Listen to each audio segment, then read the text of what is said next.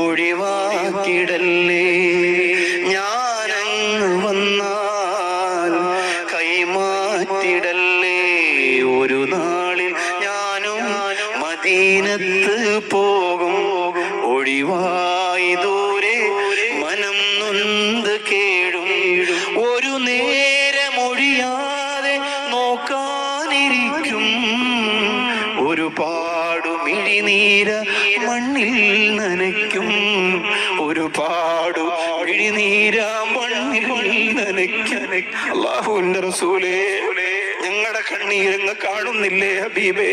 ഞങ്ങളുടെ പള്ളികൾ തകർക്കപ്പെടുകയാണ്. ഞങ്ങളുടെ മക്കളുടെ മദ്രസകൾ പൊളിച്ചെടുക്കുകയാണ്.